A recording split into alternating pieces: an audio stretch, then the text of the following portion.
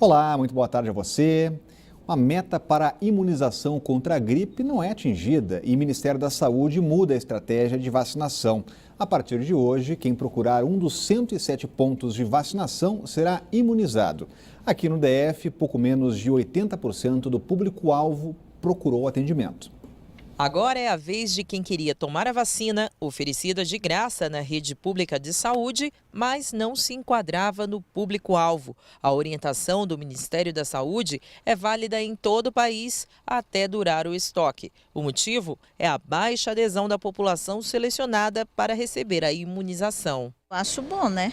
Porque todo mundo tem gripes, né? Aqui no Distrito Federal, pouco mais de 548 mil pessoas foram vacinadas contra a gripe, o que representa menos de 80% do público-alvo. A abertura da vacinação para o restante da população causou fila. No posto de saúde da 208 Norte, Vitor teve de esperar 45 minutos para ser imunizado. Já vim logo antes de trabalhar, passar aqui, fiquei só uns 45 minutos na fila, mas está muito bom. Antônio também aproveitou para tomar a vacina com os filhos, Matheus e Caio. Para evitar de ter que pagar, né? Então já vemos no primeiro dia que já é uma economia que se faz, né? Neste ano não houve ocorrência confirmada do vírus H1N1. Já em 2016, foram 10 mortes relacionadas a esse vírus. A campanha de vacinação contra a influenza aqui no DF começou no dia 17 de abril. E a melhor vacina é a prevenção, Cláudio Neto. Exatamente. Olha, a vacina é fundamental, mas assim, talvez essa baixa adesão tenha a ver com a estratégia de vacinação. Eu me lembro que antigamente, quando o Brasil bateu recordes mundiais de vacinação, os vacinadores procuravam as pessoas, não ficavam apenas passivamente em postos de saúde formais, procurando as pessoas. Postos de saúde eram montados na rua.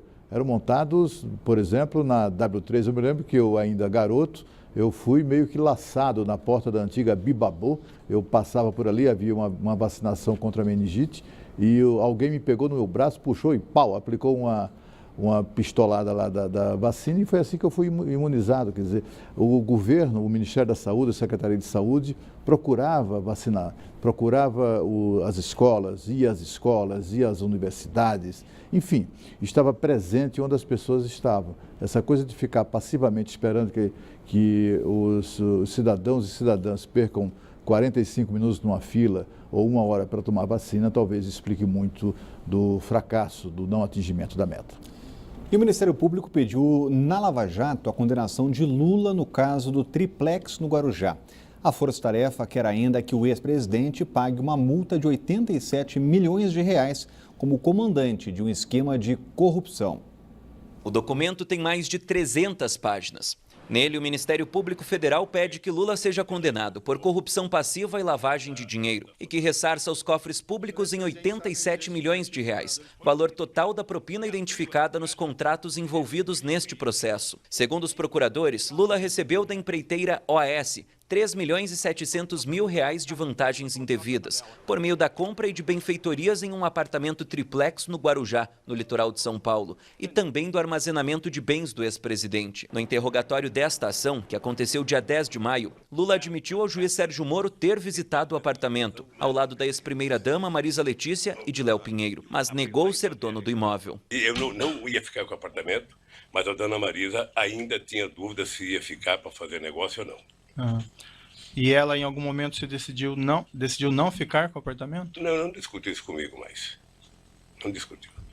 O senhor tem conhecimento se depois daquela segunda visita ela resolveu ficar com o apartamento? Não.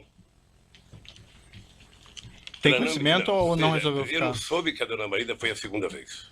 Tá. Eu fiquei sabendo depois que ela tinha ido ao apartamento e que ela também não tinha interesse de comprar. Agora, a defesa de Lula tem até o dia 20 de junho para apresentar as alegações finais, rebatendo os argumentos do Ministério Público Federal e mostrando ao juiz Sérgio Moro por que o ex-presidente deve ser inocentado no processo. A partir daí, Moro analisa os documentos e, com base nestas informações e em outros materiais colhidos no processo, determina a sentença, se condena ou não o ex-presidente Lula e os outros 6 réus do processo.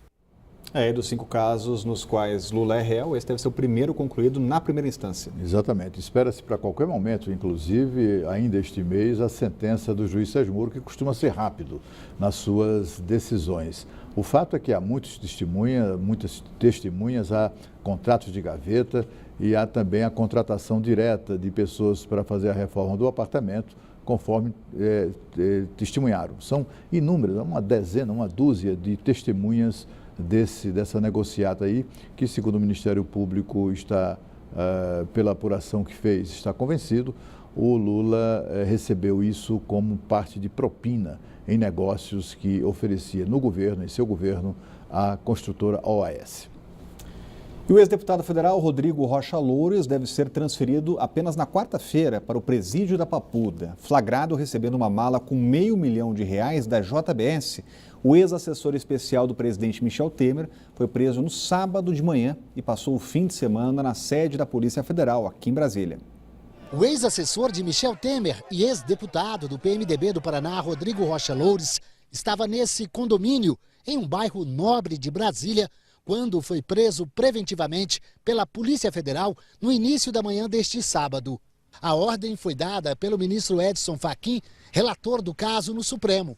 Na decisão, Fachin descartou medidas alternativas à prisão, pois isso seria insuficiente para neutralizar as ações de Loures, que estaria tentando atrapalhar as investigações. O ministro também afirmou que a conduta do ex-deputado, que se trata de um político importante no cenário nacional e da mais estrita confiança do presidente da República, é gravíssima. Fachin disse ainda que Loures teria se aprofundado em métodos nefastos de autofinanciamento em troca de algo que não lhe pertence, que é o patrimônio público. O Ministério Público já havia pedido a prisão de Rodrigo Rocha Loures 10 dias atrás, mas o ministro Edson Fachin negou porque Loures estava no exercício do mandato de deputado. E a Constituição só permite a prisão de parlamentar em caso de flagrante, mas Rocha Loures perdeu a imunidade parlamentar depois que Osmar Serralho, titular da vaga, foi demitido do Ministério da Justiça e reassumiu o mandato na Câmara. Na última quinta-feira, o Procurador-Geral da República, Rodrigo Janot, fez um novo pedido de prisão, agora aceito por Fachin. O advogado de defesa visitou o ex-deputado na tarde deste sábado e disse que estranhou a prisão, já que Loures tinha endereço fixo e estava à disposição da Justiça.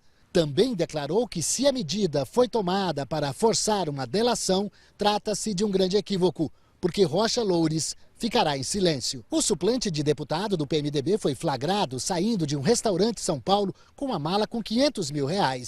Dinheiro que, segundo os investigadores, tratava-se de propina paga pelo grupo JBS. O flagrante foi armado depois que os irmãos Joesley e Wesley Batista fizeram acordo de delação premiada. Loures e Michel Temer são investigados no mesmo inquérito no Supremo e são acusados pelo Ministério Público de corrupção, obstrução de justiça e organização criminosa. No final de maio, Edson Fachin encaminhou para a perícia as gravações feitas pelo empresário Joesley Batista com o presidente, em março desse ano, no Palácio do Jaburu. O advogado do presidente diz que ele só responderá perguntas relacionadas ao áudio depois do resultado da perícia. O presidente estará disposto a responder a todas as perguntas que não digam respeito à gravação. Há aquelas que disserem respeito à gravação, nós vamos reiterar a necessidade da vinda do laudo. Só depois de ouvir o presidente analisar a perícia da gravação e outras provas é que o Procurador-Geral da República vai decidir se pedirá ao Supremo que transforme Temer réu no processo. No caso de uma denúncia, o tribunal tem que encaminhar o pedido à Câmara dos Deputados e Temer só será processado se pelo menos 2/3 dos deputados, ou seja, 342, votarem a favor. Depois da prisão de Loures, o presidente Michel Temer voltou a São Paulo para se reunir com advogados e conselheiros em seu escritório. Temer havia retornado a Brasília de madrugada, após um encontro com o governador Geraldo Alckmin no Palácio dos Bandeirantes. O presidente recebeu o apoio de Alckmin, que tenta evitar uma articulação de políticos mais jovens do PSDB, os chamados cabeças pretas, para uma debandada tucana do governo. Atualmente, o PSDB tem 4 ministros na esplanada dos ministérios. Agora é claro que há um receio, Cláudio Humberto, sobre possível delação. Será que vai delatar Rocha Loures? Pois é, essa que é a grande expectativa, né? O que há a expectativa de delação do Rodrigo Rocha Loures, o advogado dele, César Bittencourt, que aliás é um criminalista muito respeitado no Sul, foi até comentarista na televisão gaúcha. Ele disse que é contra, por razões éticas, morais, etc., o Instituto da Delação Premiada e afirma que o seu cliente não vai delatar. Mas a pergunta que deve ter sido feita pelo próprio Rocha Loures durante esse fim de semana foi a seguinte: por que não delatar? Se ele tem o que dizer, por que ele deixaria de fazê-lo até para diminuir a sua pena, a sua punição? Então é muito provável, sim, que mais cedo ou mais tarde o ex-deputado dê com a língua nos dentes. Olhos voltados para o Tribunal Superior Eleitoral. Começa amanhã o julgamento da ação que pede a impugnação da chapa Dilma Temer. A expectativa é que o julgamento dure 3 dias. E quem traz os detalhes ao vivo é a Renata Dourado. E será que vai ter um pedido de vista aí, Renata? Boa tarde. Essa é a grande pergunta, né, Rodrigo? Boa tarde para você, para o Cláudio. Uma ótima semana para todos que estão aí nos acompanhando. Não dá para prever, né? Cabeça de ministro, de juiz, realmente é bastante complicado. É esperar para ver, mas a previsão é que esse julgamento realmente termine na quinta-feira à noite. Então, as sessões estão previstas para amanhã, às 7 horas da manhã. Na quarta-feira também, às 7 horas da manhã. E na quinta-feira, as sessões às 9 da manhã e às 7 horas da noite, né? Então, todos os dias aí, as sessões às 7 horas da noite. E aí vai começar com questões de ordem, amanhã mesmo, questões de ordem.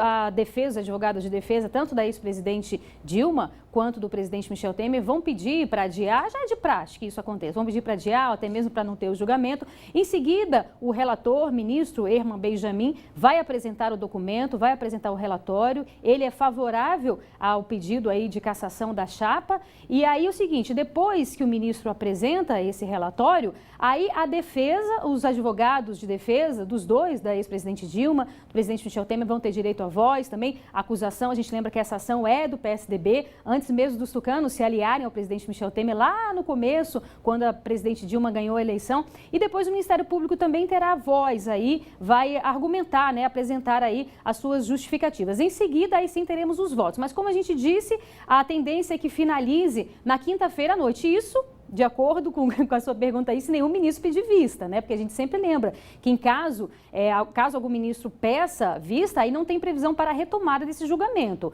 Então há aí essa expectativa realmente muito grande. A defesa do presidente Michel Temer, na verdade, assim, a gente lembra que esse julgamento já teve uma tendência de que, na verdade, os ministros votassem aí não pela cassação da chapa. Depois muita coisa mudou, né, Rodrigo? Muita água já rolou aí por debaixo dessa ponte. O próprio pedido de prisão aí desse ex-deputado, que é ligado também ao presidente Michel Temer. Então, realmente aguardar para ver. Hoje o presidente Michel Temer participou de uma cerimônia, nós temos aí imagens ao vivo. Ele não falou absolutamente nada de política. Essa cerimônia aí foi a cerimônia do Dia Mundial do Meio Ambiente, apresentou algumas coisas importantes nesse Dia Mundial. Por exemplo, assinou um decreto aí que amplia a área do Parque Nacional da Chapada dos Veadeiros, em Goiás, de 65 mil para 240 mil hectares. Então, é a chamada agenda positiva, né? Mostrando coisas positivas aí do governo. Também foi lançado um programa de plantadores de rios que tem por objetivo proteger e recuperar nascentes de áreas de preservação permanente. Então é isso, mudar um pouco o foco, mas é claro, né, que todos os